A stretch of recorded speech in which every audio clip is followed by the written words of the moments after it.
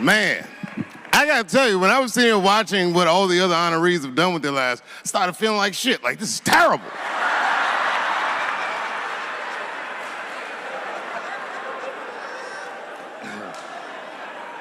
And then Bobo brought me up and started out good with that Ali picture, and then it just, whew. But that coloring book that was in the picture, I know the Ali's are here, that coloring book, my mother has it. And Champ, he signed it. You know, the greatest, he signed it, Muhammad Ali. And his sparring partner was there that day. And his sparring partner signed it, said the next heavyweight champion of the world, Larry Holmes. And he was. And 2-year-old Dave Chappelle colored all in that shit and just ruined the book.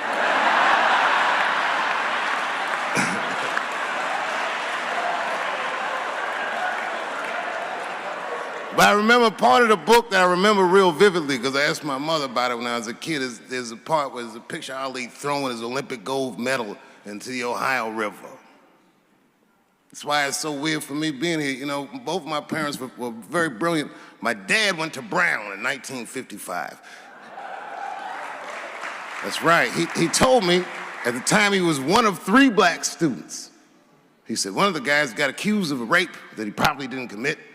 And the other guy killed himself, and Dad said, and I left. And see, that's what makes us Chappelle's great. We know when to quit.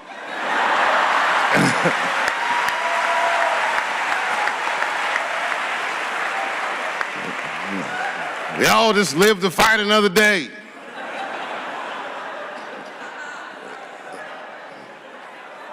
I gotta say, I'm very honored to be here, and I'm very honored to be here with the other honorees. Really, I'm like very humbled by you all, the work that you do, and you all make me want to be better. All of you.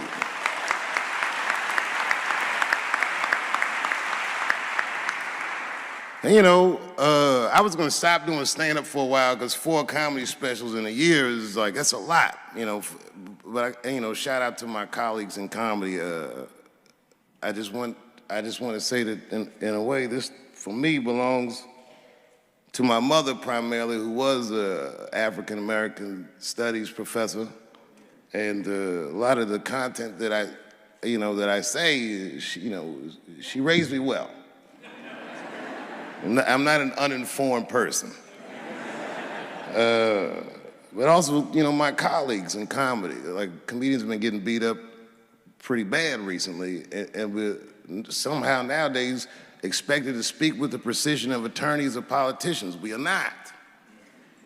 I always think of James Baldwin. You know, James Baldwin was one of my favorite writers because he managed to tell white people what they feel like to be around.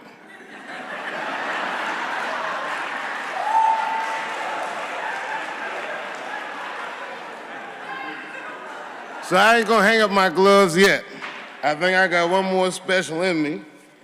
So to quote Baldwin, God gave Noah the rainbow sign. It's no more water, it's the fire next time. Thank you very much. And so if you would, please join me in welcoming Dave Chappelle home again.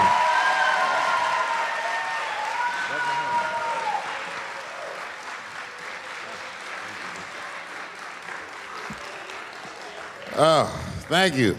You know,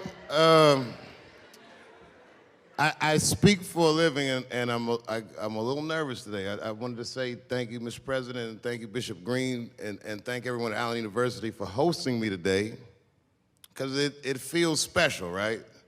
When I think of this great-grandfather that I've heard about in my life, but never actually touched his legacy. So it's like the product of his loins coming to meet the product of his work. And it's an important day for me personally. And I know a lot of you guys are students, and I just want to tell you I'm the first person in my family to not go to college. And as the president has told you, I've done outstanding in spite of that.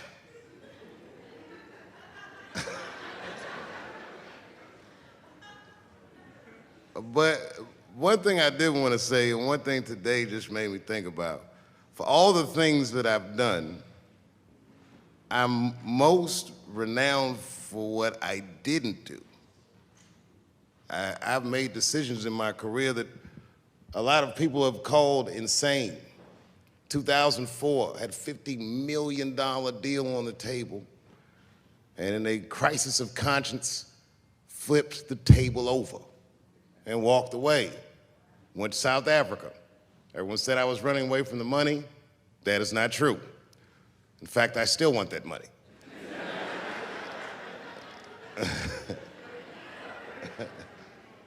The idea that I wanted to just share with you guys is the idea that sometimes you do what you think is best, whether anybody understands it or not. I heard a story about my father where someone told me he used to do statistics for a company in DC. The company he did statistics for started doing business with the South African government, so he quit his job. It's caused a lot of problems between him and his wife. It's hard for a man when he can't provide for his family the way he wants to, and he suffered through it. And a generation later, when I had my crisis of conscience, I was able to go to a free South Africa and get away from the heat. This idea that what you do in your lifetime informs the generations that comes after you is something I keep thinking about, something that is so much bigger than just ourselves. And today I'm standing in front of you guys, and I know you guys are like, oh, I know you're bored. But I see family of mine in the front row some who I've never met, and I just realize how all of us are connected.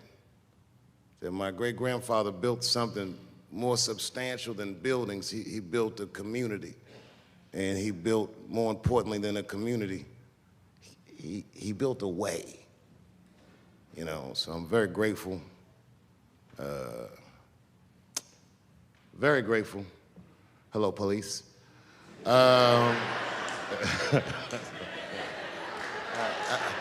just saw him saying, you know what I mean?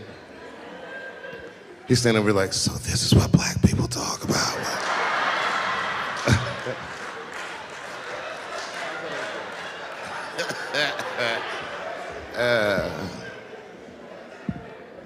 I just want you guys to remember, you know, that right now there's this thing where ethics aren't what they used to be. This idea that people are trying to replace the ideas of good and bad with better or worse, and that is incorrect. You gotta keep your ethics intact because good and bad is a compass that helps you find the way. And a person that only does what's better or worse is the easiest type of person to control. They are a mouse in a maze that just finds the cheese. But the one who knows about good and bad will realize that he's in a maze.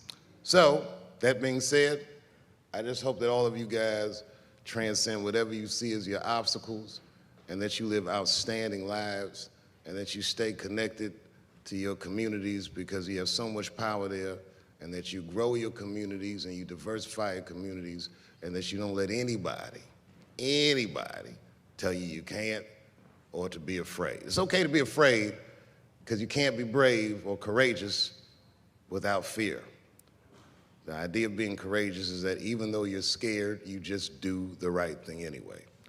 So in 2004, I walked away from $50 million, and in November, I made a deal for $60 million.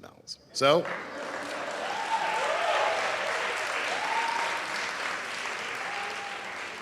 although I am not the most famous comedian of my time, I would like to know what their great-grandfathers did. I'm very proud today. Thank you very much.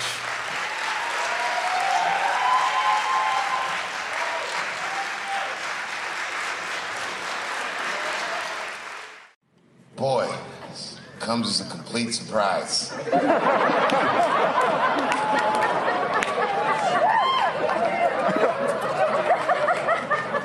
I mean, I read all the reviews, and they said so many terrible things. They were embarrassed for me. I had lost my way. It wasn't even worth watching.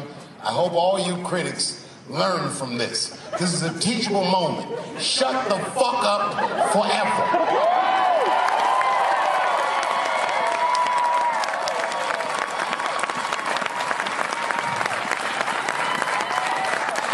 Two in a night. These aren't them. These are the ones I won for the other ones, motherfucker. I would like to thank my editor who was nominated. Unfortunately, he did not win, but I couldn't have been more honored to work with Jeff Urine.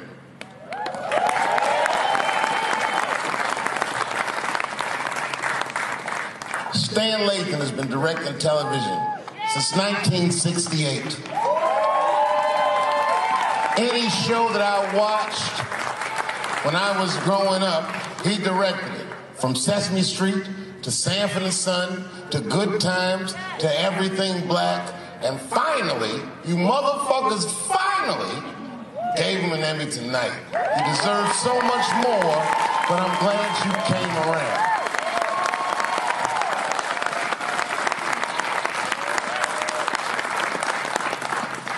I'd like to shout out all the other nominees tonight. Tiffany Haddish and Patton Oswalt and Hannah Gatsby and Brother Mulaney. You guys are an inspiration to me, and I'm honored to be nominated with you. I'm sorry that you didn't win tonight, but who gives a fuck anyway? It's a special night because comedy gets to be itself. It's all we've ever wanted. I hope the war is over. We good? And as always, I'd love to thank my wife, Elaine.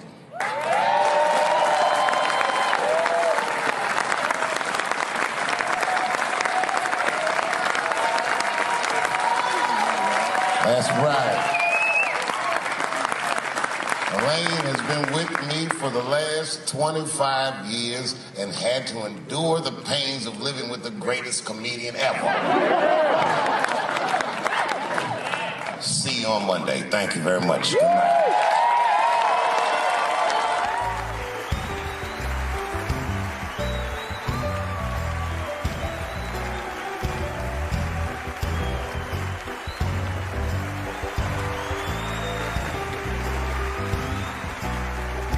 Thank you. Thank you. Thank you. I like not knowing what's going to happen. I like making memories. Sometimes I do all this crazy shit around my colleagues just so that they can tell their friends I did it. But rather than talk about myself, just briefly, I want to just talk about my genre. Stand-up comedy is an incredibly American genre. I don't think any other country could produce this many comedians. And unbeknownst to many people in this audience, I don't think there's opinion that it exists in this country that is not represented in a comedy club by somebody. Each and every one of you has a champion in the room. We watch you guys fight, but when we're together, we talk it out. I know comics that are very racist, and I watch them on stage, and everyone's laughing, and I'm like, that motherfucker means that shit. Don't get mad at them, don't hate them. We go upstairs and have a beer, and sometimes I even appreciate the artistry that they paint their racist opinions with. Man, it's not that serious. The First Amendment is first for a reason. The Second Amendment is just in case the first one doesn't work out. We gotta let some air out of the ball, man. The country's getting a little tight. It doesn't feel like it's ever felt in my lifetime.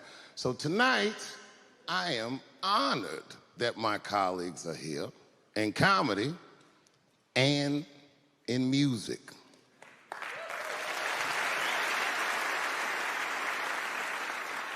And I want everyone in America right now to look at me. Look at me smoking indoors. I didn't ask anybody, I just did it. What are they gonna do? Kick me out before I get the prize? No, nigga, this is called leverage.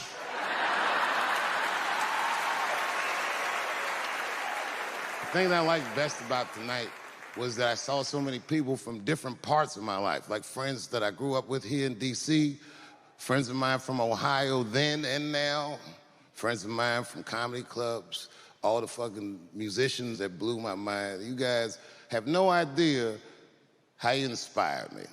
I want to give a special shout out to my OG, Tony Woods. Miles Davis has a quote. It's one of my favorite. Miles Davis said so much cool shit, but one of the things he said I always loved, he said, it took me years to learn how to play like myself. You know, he would watch other musicians and he would try to play like Dizzy or Bird, or all the guys who were great. Tony Woods was my Dizzy and Bird if I was a Miles. I was trying to play like you. You were the first person I ever saw do it absolutely right. You were fearless and you told the truth. There's something so true about this genre, when done correctly, that I will fight anybody that gets a true practitioner of this art form's way, because I know you're wrong. This is the truth, and you are obstructing it. I'm not talking about the content, I'm talking about the art form. Do you understand? Do we have an agreement?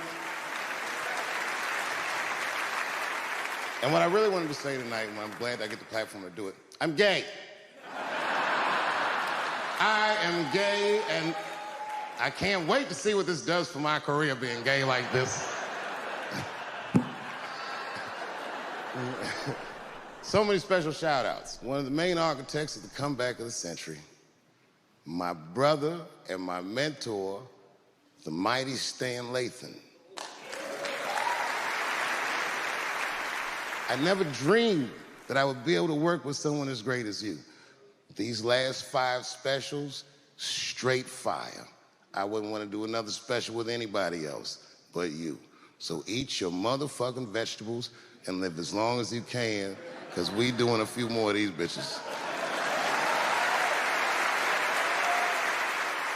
Neil Brennan, your speech made me cry, because it reminded me of all those hard days of work and all that money I never got for it. The other real special shout out I gotta make, because none of this would have been possible on any level without this person, is my mother. Mom. My mother. Mom. You have no idea what I put this woman through. If you had just given birth to me, that would have been more than enough. But the fact that she raised me and raised me well. We had a real oral tradition in our house. I knew the word griot when I was a little boy. A griot was a person in Africa who was charged with keeping the stories of the village. Everyone would tell a griot the stories, and they would remember them all so that they could tell future generations. And when they got old, they'd tell them to someone else. And they say in Africa, when a griot dies, it's like a library was burnt down. And my mother used to tell me, before I ever thought about doing comedy, she said, you should be a griot. And she'd fill me with every story of black life. You know, she's educated in African-American studies, and she would let me understand the context that I was being raised in, that I'm being raised in a hostile environment that I have to tame. By the time I was 14 years old, I was in nightclubs, mastering an adult world. It was terrifying. Crack epidemic was going on, and my mother would hear gunshots outside and be scared to death. Maybe it's my son. But early in my career, if you remember, Mom, you used to sit in the club with me. She'd do a full day of work. You'd be back there falling asleep, just waiting for me to go on. She would watch my show every night. Do you know how long that car ride is home?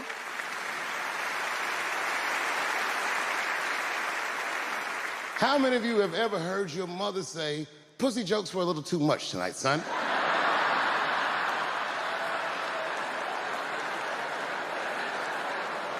I was a soft kid.